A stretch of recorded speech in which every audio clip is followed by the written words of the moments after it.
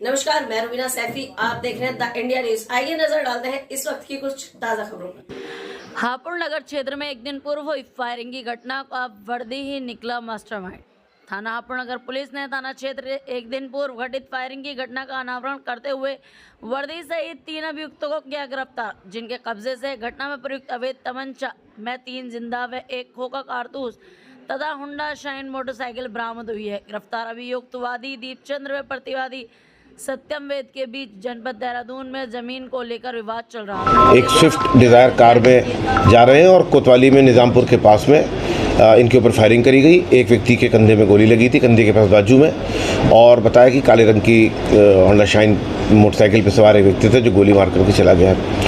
112 में सूचना मिली थी, पहले 112 पहुंची और उसके बाद में पुलिस ने तुरंत ही इनको जो है मेडिकल असिस्टेंस इनको उपलब्ध कराई और इन्होंने अभियोग पंजीकृत कराया देहरादून में रहने वाले कुछ व्यक्तियों के विरुद्ध। बाद में जब इनसे पूछताछ करी गई तो धीरे धीरे ये स्पष्ट हो गया कि ये इन्होंने अपने विपक्षियों को फंसाने के लिए जिनसे इनका देहरादून में विवाद चल रहा है, इन्होंने एक साजिश रच के और कुछ सहारनपुर, कुछ देहरादून, कुछ गढ़ में, कुछ हापुड़ नगर में, इस तरीके से कई जगह पे साजिश रच के एक पूरा प्लॉट तैयार किया, जिसके आधार पर स्वयं अपने ऊपर ही एक शूटर बुलवा करके उससे फायर करवाया और उसके बाद अपने विपक्षियों को फंसाने के लिए ये कार्रवाई रची है। इसमें 3 लोग गिरफ्तार हुए हैं। घटना में प्रयुक्त मोटरसाइकिल, घटना में प्रयुक्त तमंचा, ये इनकी बरामदगी है। कुछ बहुत महत्वपूर्ण सुराग मिले हैं, उसके आधार पर आगे कार्रवाई की जा रही है। शूटर को कितने रुपए में हार किया गया? अभी जो पहले जो पता चला है, पूछताछ में कई बार उसने अपनी बात बदली है, लेकिन लगभग ऐसा लग रहा है कि 1.5 लाख रुपए के आसपास का ट्रांजेक्शन विवाद किस बात को लेकर था? देखिए, जो दीपचंद नाम के व्यक्ति हैं जो डिब्रूगढ़ में रहते हैं, उनके पिताजी को कोई संपत्ति देहरादून में मिली थी। उस संपत्ति पर वहीं की एक स्थानीय महिला जो कि इनके दूर से इनके कई रिश्तेदार भी लगती हैं, उनसे मुकदमा चल रहा था, विवाद चल रहा था। उसी सिलसिले में देहरादून जाते रहते थे। कुछ प्रॉपर्टी ये बेच चुके हैं, कुछ प्रॉपर्टी को बेचने का प्रयास कर रहे थे, जिसमें अड़चन आ रही थी, जिसकी वजह से इन्होंने स्थानीय लोगों और अपने कुछ मदद मित्रों की सहायता से इस घटना को अपने ऊपर करवाया।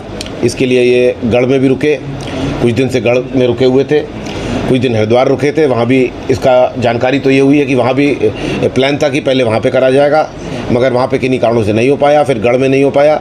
तो फिर बाद में इन्होंने ये ट्रेन पकड़ने जाने का इन्होंने बहाना बनाया कि ये ट्रेन पकड़ने जा रहे हैं और रास्ते में इनके ऊपर फायरिंग हुई। अच्छा, इस पूरे घटनाक्रम में जो चौकी इंचार्ज जो सिपाही सस्पेंड हुए हैं, उनकी क्या भूमिका है? देखिए, इनसे पूछताछ के दौरान कुछ इस प्रकार के इंडिकेशंस मिले थे कि कुछ ऐसे बिंदु हैं जिसमें स्थानीय जो पुलिस थी, जो स्थानीय चौकी इंचार्ज हैं और एक और कांस्टेबल, उनका ये जो जिस व्यक्ति के द्वारा शूटिंग करी गई है और जिन्होंने इनको हायर किया था, उन लोगों से ताल्लुक़ रहा है, बातचीत हुई है, उनसे मुलाकात भी हुई है। तो ये बहुत महत्वपूर्ण सूचना थी। अब इसकी गहराई में जाकर के इन बातों की जांच करी जाएगी, इसीलिए जो है उनके विरुद्ध कार्रवाई हो रही है। कहीं ऐसा तो नहीं है कि जो कि चौकी इंचार्ज उसी क्षेत्र में घटना हुई, तो चौकी इंचार्ज कहा किसी घटना क्षेत्र में घटना हो? देखिए, अभी बिना किसी पुष्ट साक्ष्य के ये बात को कह देना गलत भी है, अर्ली भी है और काफ़ी गलत भी है। अर्ली भी है ये बात कभी कह देना। अभी हमको 24 घंटे के भीतर इन मुलजिमों को जेल भेजना है, हमारे पास में समय की बाध्यता होती है, इसलिए बहुत गहराई से हम उसकी पुष्टिकारक जानकारी नहीं कर पाए, लेकिन जल्दी हम इस बात की पुष्टिकारक जानकारी करेंगे।